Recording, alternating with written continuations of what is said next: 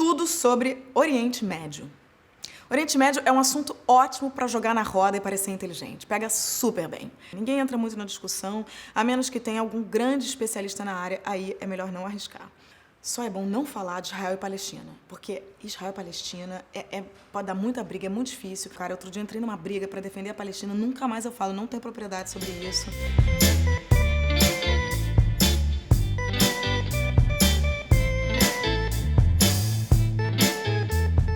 Então, Irã, Turquia, Egito, Líbano, Síria, Arábia Saudita, Kuwait, Iraque, Israel, Palestina são alguns dos estados da região. O básico para entender a geografia do Oriente Médio é que ele começa a leste do Mar Mediterrâneo e vai seguindo até o Golfo Pérsico, uma região estratégica do ponto de vista político, porque tem um pé na África, outro na Ásia e um dedinho encostando na Europa. São mais de 15 países, 7 milhões de quilômetros quadrados e 300 milhões de habitantes, sendo que a maior parte está concentrada no Egito, na Turquia e no Irã. O clima, em geral, é muito seco, então a água é muito valiosa, portanto, motivo de briga. E a principal riqueza é o petróleo, que não está distribuído por igual em todo o território, ou seja, também motivo de briga. O pessoal lá briga bem, assim. Primeiro, não tem só judeus e árabes, né, como muita gente pensa. Os judeus concentrados em Israel são minoria. E os árabes não são todos muçulmanos. Nem todos seguem a religião baseada no islamismo, cujo profeta é Maomé. Além de árabes, judeus, turcos e persas, tem também os curdos, que esses não têm nem nação própria, tadinhos. Eles ficam espalhados em comunidades no Irã, no Iraque, na Turquia e na Síria. Hoje, a Síria é um dos países com um cenário mais complexo e delicado. Uma guerra civil há alguns anos, é a razão de uma das piores crises humanitárias da história. Milhões de sírios expulsos de casa procuram abrigo nos países vizinhos dentro do Oriente Médio e na Europa, onde às vezes vão viver em campos de refugiados sem estrutura mínima para sobreviver. A Angela Merkel é a pessoa que melhor recebe os refugiados, né? Na Europa, assim, de todos os líderes, a Alemanha eu acho que é a que... Isso também é uma coisa que você pode falar. A Alemanha é um país que... Acho que eles têm culpa, né?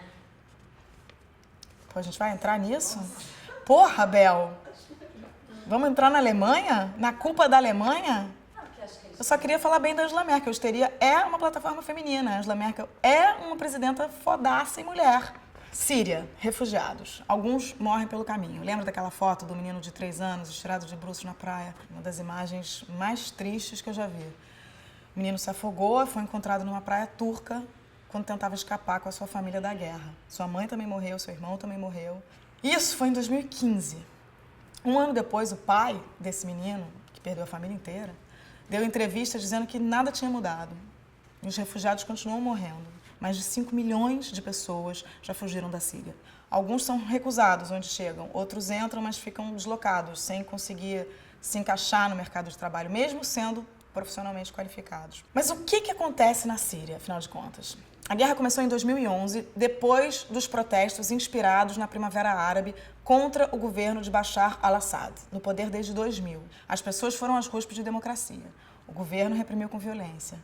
Bom, desde então o país é uma zona de guerra total, dividido entre forças do governo, grupos rebeldes, Estado Islâmico e facções curdas, sem perspectiva de paz no horizonte. Vamos fazer um hiperlink para a Primavera Árabe. Aquele momento acabou, mas é bom entender, porque teve reflexos que são sentidos até hoje.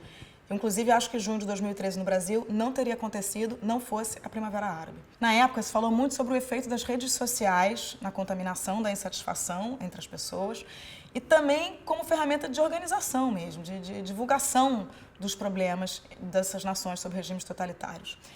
Vários governos foram derrubados, mas na Síria isso não aconteceu. E a sangria lá continua. Dava pra gente continuar falando de catástrofe sem parar, porque tem ainda a faixa de Gaza, o Irã tentando ou conseguindo fazer a bomba nuclear, grupos terroristas como Al-Qaeda e Estado Islâmico, que de lá se espalharam pelo mundo todo, né? Um monte de homem-bomba, mas acho que já está muito pesado. O que é importante é a gente continuar olhando para lá, se importando, acompanhando e também, por favor, acolhendo com dignidade os imigrantes e refugiados que estão vindo para o Brasil. Não só do Oriente Médio, mas também do Haiti, ou seja, de onde for. São mais mulheres. Cara, esse programa tá muito barra pesado. Além de ser difícil de entender, é muito triste, né? Por isso que às vezes eu falo, cara, não vou ler jornal, mas aí depois você fala, não, tem que ler, não existe. Mas imigrante e refugiado não é a mesma coisa? Não. Imigrantes são todos que imigram, eles entram em outro lugar em busca de melhores condições de vida, mas sempre com a chance de mudar de ideia e voltar para o seu país de origem. Já os refugiados são aqueles que escaparam de conflitos armados ou perseguições. Isso faz diferença porque a lei protege essas pessoas de serem deportadas, por exemplo. Também deveriam ter os direitos humanos básicos garantidos, o que nem sempre acontece, mas enfim.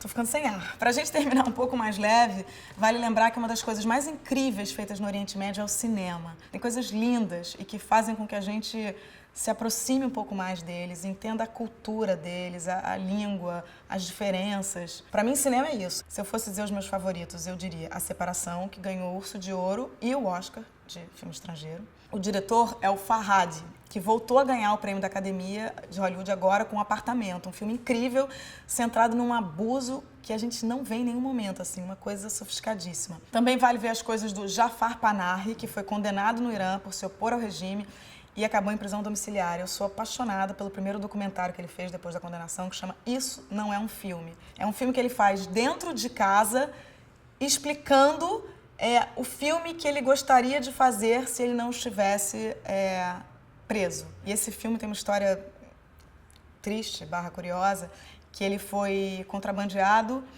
dentro de um bolo para estrear no Festival de Cannes em 2011. É deslumbrante. E não dá para falar do Irã sem falar do Abbas Kiarostami, é um dos maiores cineastas do mundo, que morreu em 2016, esteve no Brasil várias vezes e deixou pérolas como Onde Fica a Casa do Meu Amigo, Gosto de Cereja, Copa é Fiel. Pô, a gente devia ter feito, posso falar? A gente devia ter feito um programa só sobre cinema do Oriente Médio.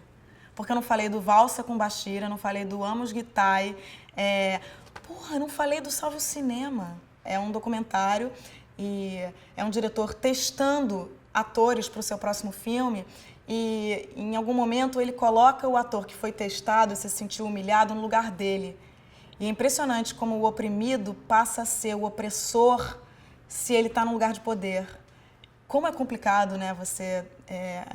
E aí a gente pode falar até da política brasileira, né? Como o poder corrompe. Enfim, a gente pode falar do início, né? Da guerra no Oriente Médio. Tudo tem a ver com o poder. As pessoas querem ocupar um lugar e não querem abrir mão desse lugar. Eu sou totalmente contra o continuismo. Eu acho que a reeleição foi uma merda para o Brasil. Na verdade, assim, eu pensei em falar de cinema depois do tudo sobre o Oriente Médio para dar uma levantada, assim, né? Para o programa não ficar muito pesado, porque por mais que eu ame o cinema iraniano, eu só tô com a imagem do menino na cabeça. Esse programa tá meio deprimido, e tudo bem. Por que a gente não pode ter tudo que não é leve, que é meio deprê? É barra pesada a mesma situação. É barra pesada a situação do Oriente Médio. É barra pesada a desigualdade no Brasil. É barra pesada a situação da África. Barra pesada. A gente tem que conhecer. Foi mal. Tem guerra. Faz parte, né? E eu não quero ter o compromisso de fazer um negócio que é sempre... que termina pra cima, engraçado, espirituoso. Tudo deprê, é isso? Cara, não é que é deprê, é a real, entendeu?